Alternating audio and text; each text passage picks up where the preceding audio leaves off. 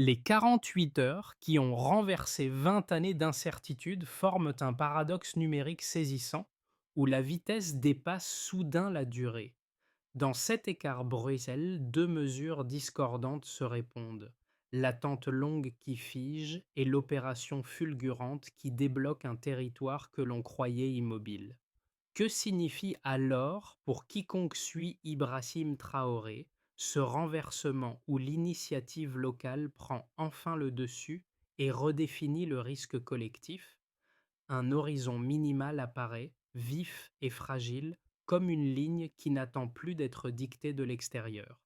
La bascule d'octobre 2025 a révélé qu'un territoire longtemps considéré comme passif pouvait, en réalité, restructurer son propre rapport au danger, ouvrant la voie à une compréhension neuve des dynamiques sahéliennes. La promesse centrale, ténue en filigrane, repose sur une idée simple de 10 à 12 mots. La méthode locale peut remplacer la dépendance stratégique imposée depuis des décennies.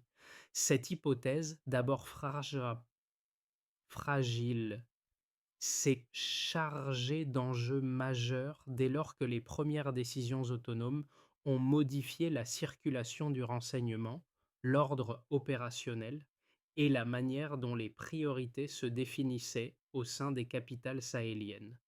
Matcac, le risque demeure évident.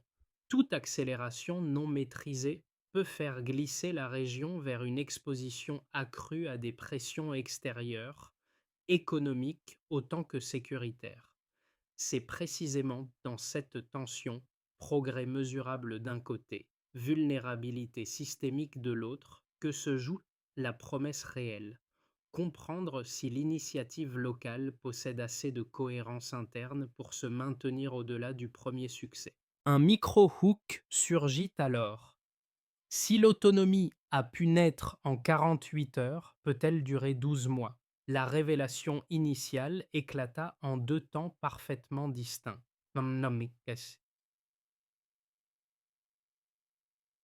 Un signal intercepté juste avant l'aube du 2 octobre 2025, puis un basculement discret dans la manière dont les armées sahéliennes interprétaient leurs propres données.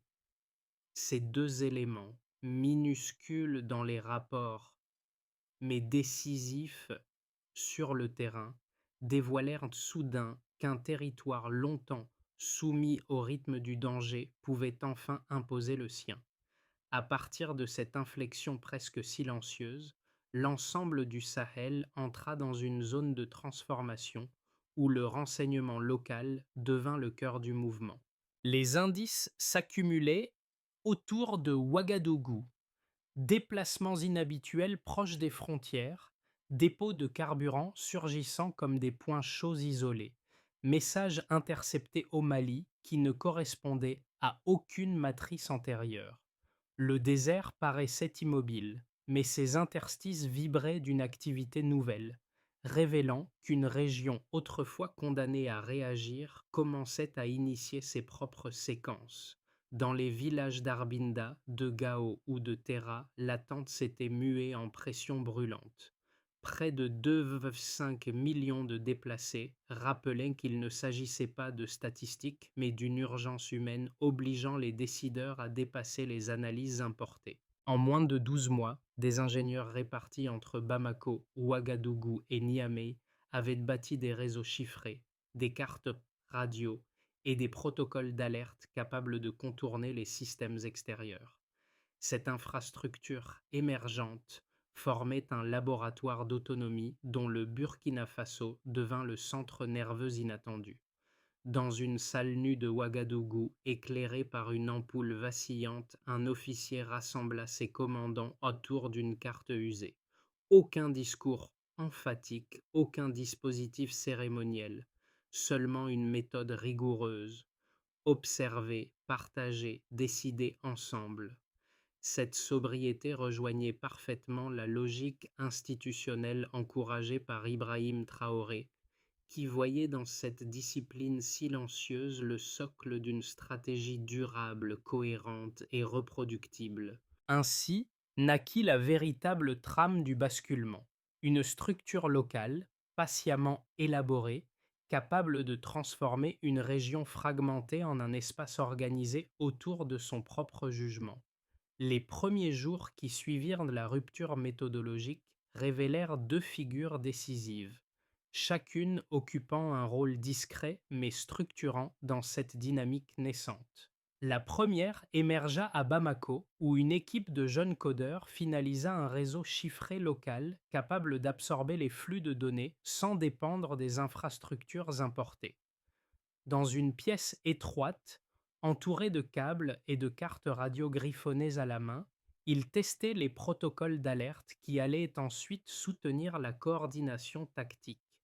Ce microcase montrait qu'un changement technique, même invisible, peut modifier la manière dont un territoire analyse son propre risque. Le second repère prit forme à Niamey, dans un hangar improvisé où les premiers drones assemblés localement effectuèrent un vol d'essai stable au-dessus des dunes. Leur trajectoire méthodique démontrait que l'autonomie n'était plus un projet lointain, mais une compétence en cours d'acquisition. L'effet fut immédiat. La cartographie du terrain devint plus précise, les angles morts diminuèrent, et les unités frontalières obtinrent une lecture plus fine des mouvements suspects. Autour de ces deux noyaux techniques, la confiance circulait plus vite que les données elles-mêmes.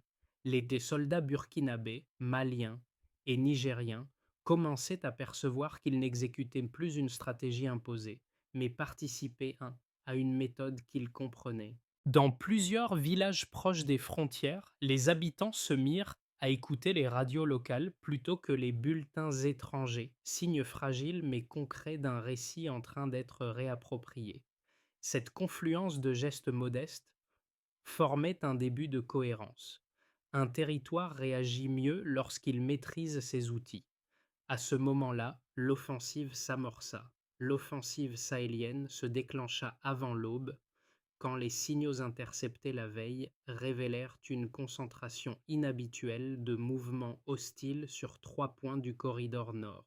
À 0h30, l'ordre partit, bref, presque murmurant, mais suffisant pour propulser les unités burkinabées, maliennes et nigériennes dans une séquence coordonnée. Les radios locales se synchronisèrent en quelques minutes, les protocoles chiffrés absorbèrent la surcharge sans rupture et les premiers drones, assemblés dans des ateliers précaires mais précis, s'élevèrent dans un ciel encore glatté, encore glacé.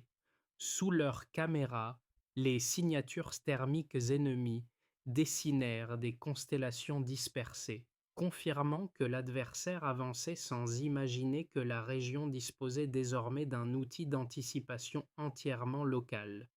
À 05 AR 00, les batteries SR5 du Burkina Faso rugirent, les roquettes fusèrent, taillèrent des arcs rouges au-dessus des dunes, frappèrent d'abord les motos ennemies, cœur de leur mobilité, puis les dépôts de carburant, puis les tentes de commandement. Chaque tir suivait un protocole sahélien, sans ajustement étranger, sans intermédiaire. L'action devenait pleinement locale. Dans cette mécanique naissante se lisait déjà la logique défendue par Ibrahim Traoré, où définir le terrain précède la rencontre avec l'adversaire. La dynamique atteignit ensuite son point d'intensité maximale. À mesure que le soleil montait, l'intensité devint presque continue. Les drones maliens ajustaient les trajectoires en temps réel, les unités nigériennes verrouillaient les points d'appui et les soldats burkinabés avançaient en profitant des dunes comme d'un rempart mouvant. À midi, la colonne principale ennemie était aveugle. Ses relais avaient été détruits, ses routes coupées, ses éclaireurs dispersés. Les ondes chiffrées transmettaient une lecture précise du champ de bataille, permettant aux commandants sahéliens d'anticiper plutôt que de subir. Plusieurs villages voisins se réveillèrent au bruit des explosions, mais la peur avait changé de camp. Pour la première fois depuis des années, l'ennemi semblait désorganisé, surpris, comme s'il affrontait une version du Sahel qu'il n'avait jamais rencontrée. Les rapports intermittents évoquaient une dynamique inhabituelle. La résistance ennemie perdait sa cohérence en moins de 6 heures. L'effet domino se produisit autour de Tindibin, lorsque les unités locales coupèrent simultanément 3 axes secondaires, isolant les véhicules adverses et rompant leur chaîne logistique. L'après-midi, plusieurs équipes sahéliennes convergèrent vers les positions résiduelles, les encerclèrent, puis les réduisirent avec une précision quasi méthodique. La vitesse, cette fois, n'était pas improvisée. Elle était le résultat d'une année d'expérimentation technique répartie entre Bamako, Ouagadougou et Niamey. Puis vinrent les répercussions immédiates. Au crépuscule, la poussière recouvrait Tindiban. Les, sol- les soldats, épuisés mais lucides, observaient les traces de l'affrontement et comprenaient que quelque chose venait de se clore. 20 ans d'humiliation s'étaient dissous en 48 heures. Aucun drapeau ne fut brandi, aucun discours triomphal prononcé, seulement un constat calme partagé. Dans les villages du Nord, les murmures se répandirent rapidement. Cette fois, c'est nous. Les radios locales remplaçaient les bulletins étrangers, signe ténu mais irrécusable que le récit changeait de main. Dans une tente de commandement, l'écran vacillant confirma le basculement. La victoire n'était pas seulement tactique, elle devenait narrative, structurelle, presque culturelle. Ce moment précis scellait la mutation. Le Sahel cessait d'être un espace subi pour devenir un espace maîtrisé. La lecture froide des données confirma que l'offensive sahélienne n'avait rien d'un élan improvisé, mais relevait d'une progression mesurable, structurée et pensée pour réduire les angles morts qui avaient paralysé la région pendant 2 décennies. Dès les premières heures, les analystes comprirent que l'architecture opérationnelle dévoilée au Sahel reposait moins sur la vitesse visible que sur une accumulation silencieuse de protocoles locaux patiemment testés. La logique défendue par Ibrahim Traoré apparaissait ici dans sa forme la plus tangible. Chaque chiffre devait éclairer un déplacement réel du rapport de force. Un premier élément marquant apparaît: 120 positions ennemies neutralisées en moins de 48 heures. Ce volume, replacé sur l'axe temporel des précédentes campagnes régionales, signalait un delta inédit entre capacité déclarée et capacité obtenue. La progression tenait à une règle simple: connaître le terrain réduit l'incertitude. Lorsque le renseignement circula enfin sans rupture entre Bamako, Niamey et Ouagadougou, la dispersion ennemie, autrefois avantage tactique, devint vulnérabilité structurelle. La signification cachée du chiffre tenait donc à son mode d'obtention, la coordination locale, et non une supériorité matérielle, produisit l'effet de bascule. Un deuxième élément significatif se dégage. Environ 600 km couverts de manière coordonnée. Cette superficie, autrefois jugée trop vaste pour une opération strictement sahélienne, traduisait un changement dans l'infrastructure invisible qui reliait les 3 capitales. Le réseau chiffré conçu l'année précédente permit de synchroniser des unités éloignées de plusieurs dizaines de kilomètres sans dépendre d'équipements extérieurs. Le delta opérationnel était double: baisse du délai de transmission et hausse de la précision tactique.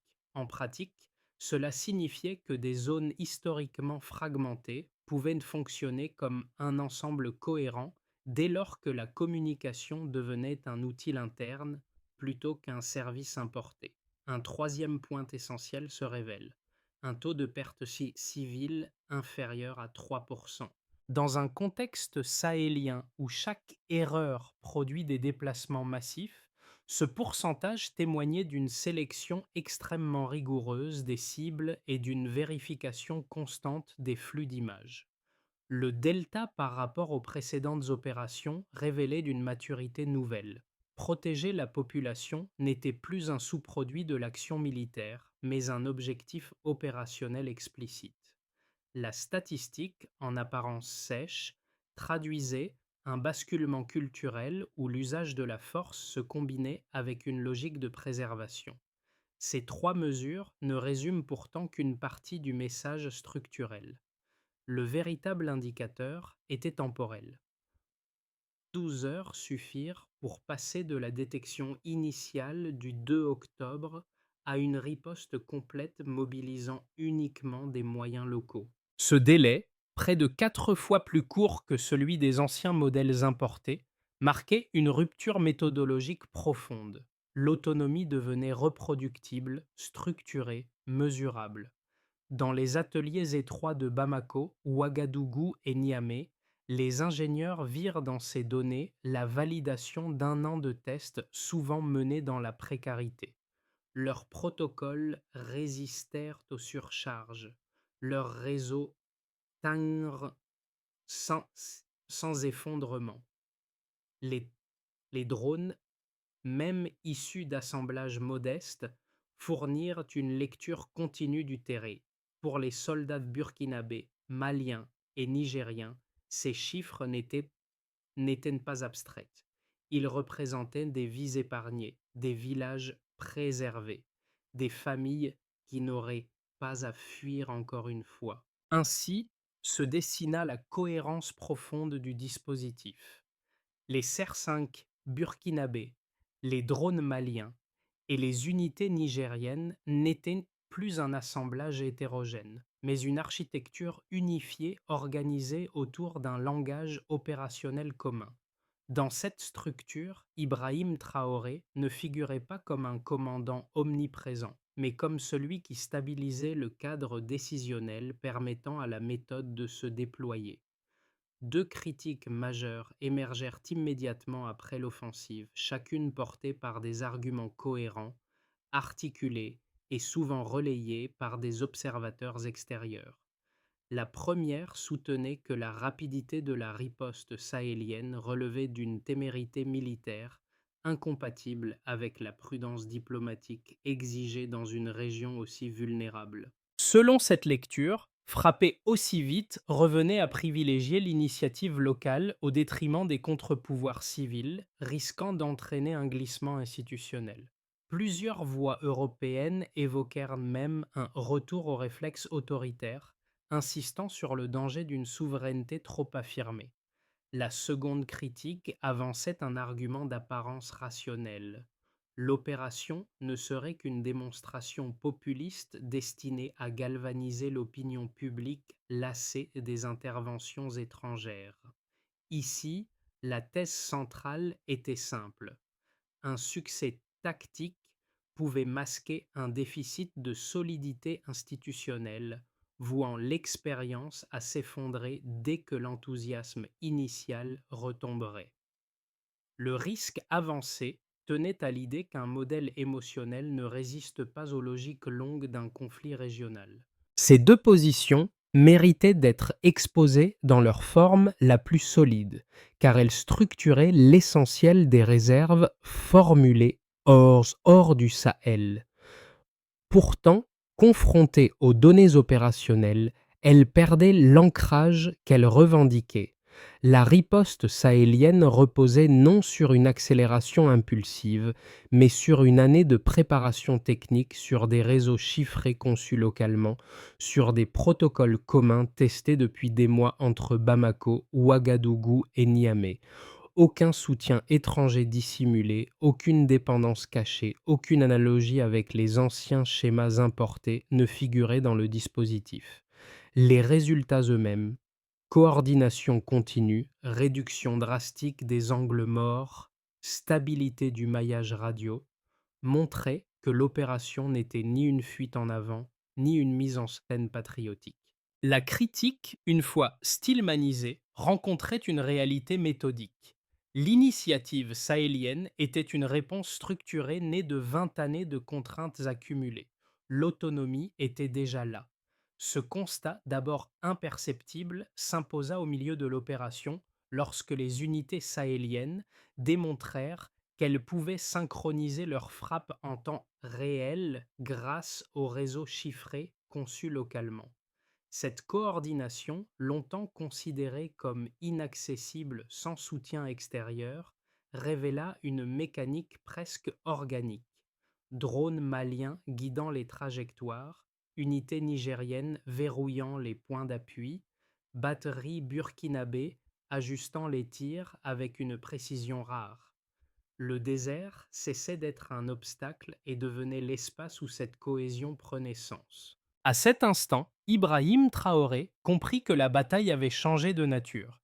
Ce n'était plus une réaction fragmentée, mais une méthode et assumée par ceux qui la mettaient en œuvre. Le midpoint reveal se forma alors, clair et irréversible. L'autonomie n'était plus une ambition future, mais une réalité opérationnelle, prouvée en pleine séquence. Ce renversement silencieux donna au Sahel un avantage inattendu, celui de définir son propre tempo, sans attendre les cadres importés. Les retombées de l'offensive sahélienne s'étendirent bien au-delà du champ strictement militaire, révélant 4 zones d'impact où la bascule de 2025 prit forme de manière concrète. Chacune suivait sa propre logique, mais toutes convergeaient vers une même idée. Le Sahel, en réorganisant son tempo décisionnel, redessinait les contours de sa souveraineté. Dans cet arrière-plan, la marque méthodologique encouragée par Ibrahim Traoré demeurait perceptible non comme un symbole, mais comme un fil conducteur reliant les transformations. Sur le plan institutionnel, une première conséquence apparaît. Le premier choc fut institutionnel. À Ouagadougou, l'appareil administratif, longtemps ralenti par la fragmentation sécuritaire, se remit en mouvement. Les priorités furent réévaluées. Défense locale, consolidation du renseignement, stabilisation des réseaux chiffrés, recentrage des partenariats diplomatiques autour de la souveraineté opérationnelle. Ce réajustement créa un effet domino. Les décisions devinrent plus lisibles, les procédures plus cohérentes, et les marges de manœuvre accrues permirent au Burkina Faso de négocier sur un pied d'égalité avec ses interlocuteurs régionaux. L'impact le plus visible fut la capacité retrouvée à articuler une stratégie interne, plutôt qu'à réagir aux injonctions extérieures. Sur le plan économique, une nouvelle dynamique se dessine. Sur le plan économique, les conséquences prirent une tournure paradoxale. Les investisseurs étrangers, d'abord prudents, observèrent une stabilisation inattendue des axes libérés. Le recul des attaques facilita la reprise progressive des échanges locaux. Dans les capitales, plusieurs acteurs financiers révisèrent leurs indicateurs de risque, constatant que la coordination technique entre Bamako, Ouagadougou et Niamey créait un environnement plus prévisible qu'auparavant. Simultanément, de nouvelles startups locales émergèrent dans les domaines de la cybersécurité, de la logistique et de la communication tactique. Ces initiatives, souvent lancées par les mêmes ingénieurs ayant participé au réseau chiffré, donnèrent au secteur technologique un rôle inédit. L'économie découvrait alors qu'une autonomie stratégique pouvait devenir un moteur d'innovation. Du côté des populations, l'impact se manifeste immédiatement. Pour les habitants, l'impact fut à la fois intime et immédiatement perceptible. Dans les villages du Nord, là où dominait autrefois l'exil forcé et la peur nocturne, un sentiment de dignité circula à nouveau. Les déplacés commencèrent à revenir. Les marchés rouvrirent, les routes reprirent vie. Les écoles improvisèrent des modules inspirés de la doctrine intelligence, mobilité, unité, ancrant l'événement dans le quotidien plutôt que dans les archives administratives. Le changement le plus profond tenait à la manière dont les populations se racontaient elles-mêmes. La parole locale reprenait le dessus, remplaçant progressivement les récits extérieurs autrefois dominants. À l'échelle régionale, une transformation plus large se met en place. Au niveau régional, l'alliance Mali-Niger-Burkina se renforça. Une structure de sécurité coordonnée depuis Niamey commença à harmoniser doctrine, infrastructure et vigilance commune. Ce déplacement du centre décisionnel, depuis les capitales occidentales vers les capitales sahéliennes, marqua une rupture symbolique majeure. D'autres pays observèrent discrètement cette dynamique, y voyant un laboratoire africain où une autonomie opérationnelle pouvait émerger sans modèle importé. Dans ce paysage recomposé, l'influence méthodologique promue par Ibrahim Traoré servait moins de bannière que de stabilisateur conceptuel, garantissant la cohérence d'un ensemble encore fragile mais en consolidation. Ainsi, à travers ces quatre sphères, un constat s'imposa. Les retombées concrètes dépassaient largement la victoire tactique et redessinaient un territoire entier. Les mois qui suivirent la victoire de Tindiban ouvrirent un espace d'incertitude maîtrisé, où trois trajectoires distinctes commencèrent à se dessiner. Chacune reposait sur des logiques internes, mais toutes dépendaient d'un même facteur: la capacité de l'alliance sahélienne à maintenir la cohérence construite pendant l'offensive. Dans ce paysage encore instable, la méthode encouragée par Ibrahim Traoré demeurait une référence discrète, structurante, capable d'infléchir les tendances sans les figer. Dans la trajectoire la plus probable, dans la version la plus réaliste, les États du Sahel préservent leur unité opérationnelle. Les réseaux chiffrés continuent de fonctionner, les transmissions restent stables, les axes libérés consolident progressivement leurs activités. Les réformes territoriales avancent lentement mais sans rupture, et la coordination militaire reste solide tant que les états-majors conjoints veillent à maintenir un rythme commun. Le risque principal est l'érosion: fatigue institutionnelle, pression sociale, dispersion des priorités. Si une seule capitale relâche son alignement, l'ensemble peut ralentir.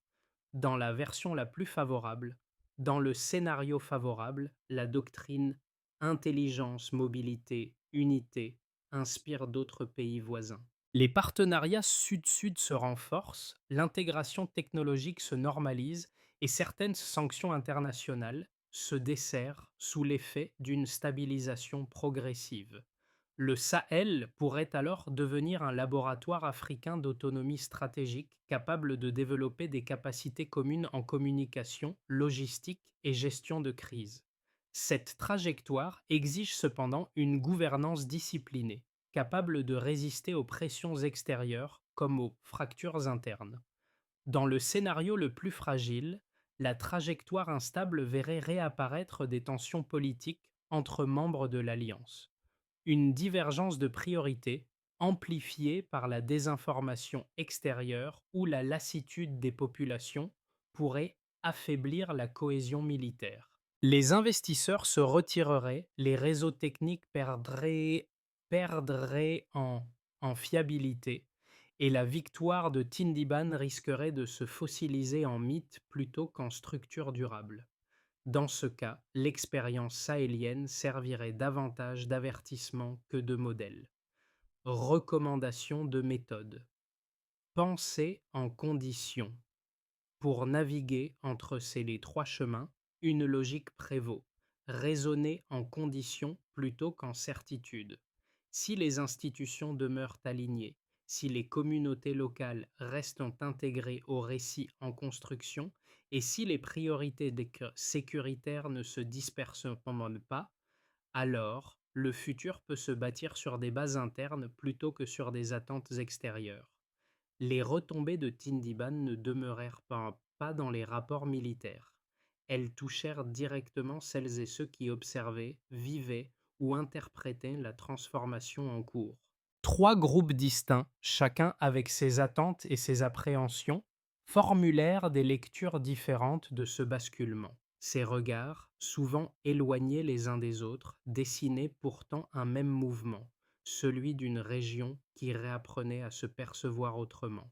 Une première catégorie de personnes y voyaient, ceux qui y voient une leçon de lucidité. Pour une partie du public, la victoire fut une démonstration de clarté stratégique. Ils y virent la preuve qu'un territoire longtemps jugé fragile pouvait construire une méthode propre, l'éprouver et l'assumer jusqu'au bout. Leur perception était marquée par un sentiment d'évidence: comprendre qu'une décision locale peut transformer un destin collectif lorsque les outils, les priorités et le récit appartiennent enfin à ceux qui les portent. Un deuxième groupe observait la situation avec prudence, ceux qui observent avec prudence et curiosité. D'autres accueillirent le changement avec une attention plus nuancée. Habitués aux crises prolongées, ils y virent un miroir, la démonstration que la stabilité peut naître de l'intérieur plutôt que d'être importée. Ce groupe percevait dans la bascule un appui émotionnel inattendu, la possibilité de croire, même prudemment, qu'un territoire peut reprendre la main sur son propre rythme. Un troisième regard identifiait un véritable laboratoire, ceux qui y voient un laboratoire. Enfin, certains observateurs identifièrent dans l'expérience sahélienne un terrain d'expérimentation. Pour eux, la doctrine intelligence, mobilité, unité n'était pas un slogan mais un cadre reproductible. La question n'était plus si le modèle pouvait durer, mais comment l'adapter à d'autres contextes régionaux. À travers ces trois regards, une impression commune se dessinait. La transformation parlait moins de victoire que de capacité collective à redéfinir un horizon. Transformer une victoire ponctuelle en architecture durable exigeait une méthode articulée en plusieurs séquences brèves, chacune précisant qui agit, à quel moment et selon quel indicateur de réussite. Cette logique, encouragée discrètement par Ibrahim Traoré, visait à éviter la dispersion qui avait fragilisé la région pendant 2 décennies. Le fil conducteur tenait en 5 étapes, chacune conçue pour consolider l'autonomie acquise durant l'offensive. La première étape consiste à harmoniser les forces sahéliennes. Les armées du Burkina Faso, du Mali et du Niger devaient aligner formation, transmission et procédure. Qui? Les états-majors conjoints. Quand? Dans les 6 prochains mois. Mesure, stabilité du temps de réaction et cohérence des circuits radiaux. La deuxième étape vise à transformer les anciens axes de conflit. Il s'agissait de convertir les zones disputées en corridors agricoles et logistiques. Qui? Administration locale et ingénieurs civils. Quand? Sur une fenêtre de 12 mois. Mesure, reprise mesurable des échanges et retour progressif des activités. Une troisième étape consiste à consolider les réseaux techniques locaux. Les infrastructures numériques conçues entre Bamako, Ouagadougou et Niamey devaient être renforcées. Qui? Les équipes techniques tripartites. Mesure, résilience du réseau et stabilité des transmissions critiques. Une quatrième étape cherche à réduire les tensions intercommunautaires. Des programmes d'échange civil et culturel devaient ancrer la confiance. Mesure, niveau de participation et baisse des incidents frontaliers. Enfin, une dernière étape appelle à créer un conseil permanent de coordination qui, les trois gouvernements sahéliens. Rôle, harmoniser diplomatie, infrastructure et anticipation des crises, mesures, continuité des politiques et convergence des priorités. L'ensemble formait une structure simple, reproductible, conçue pour maintenir l'autonomie sans dépendre de cadres importés. Lorsque le vent retomba sur Tindiban, le paysage prit l'allure d'un écho lointain de la salle nue de Ouagadougou où tout avait commencé. Une carte usée, une ampoule hésitante, une méthode sobre transmise sans emphase. Cette résurgence du motif initial rappelait que la force du basculement tenait moins aux moyens visibles qu'à la rigueur discrète qui avait guidé chaque geste. Debout parmi les herbes qui repoussaient, Ibrahim Traoré observait le terrain redevenu silencieux, comme pour mesurer ce qui avait réellement changé. Les traces de l'affrontement s'effaçaient, mais la méthode demeurait, simple, précise, collective. Dans les villages alentours, les tambours réapparurent non pour annoncer un danger, mais pour célébrer les vivants. La joie restait retenue, lucide, car chacun savait que la Renaissance exige constance, non exaltation. La mémoire du corridor nord devenait alors un repère, un lieu où la souveraineté n'avait pas été proclamée, mais construite. La vigilance est la dernière victoire. Cette phrase, murmurée par un ancien combattant, condensait la suite à venir, transformait un moment en trajectoire et une méthode en culture partagée.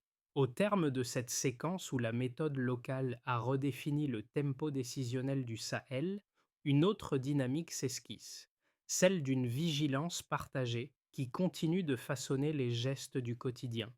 Les radios locales reprennent leur place, les échanges frontaliers s'organisent sans dépendre des récits extérieurs, et les habitants réapprennent à lire leurs propres signaux plutôt qu'à attendre des analyses importées. L'enjeu n'est plus seulement de maintenir une cohérence opérationnelle, mais d'ancrer durablement une capacité collective à interpréter, ajuster et anticiper. Dans cette réappropriation progressive, les choix individuels comptent autant que les cadres institutionnels. Observer un signe faible, soutenir une initiative locale, transmettre un récit mesuré. Autant de gestes qui contribuent à la stabilité émergente. Rien n'est acquis, mais tout reste possible dès lors que chacun reconnaît la part qu'il détient dans la continuité du mouvement. Alors, face à un paysage régional encore mouvant, une question demeure ouverte, nécessaire, presque fondatrice. Comment chaque peuple choisirait-il de définir son propre champ de bataille?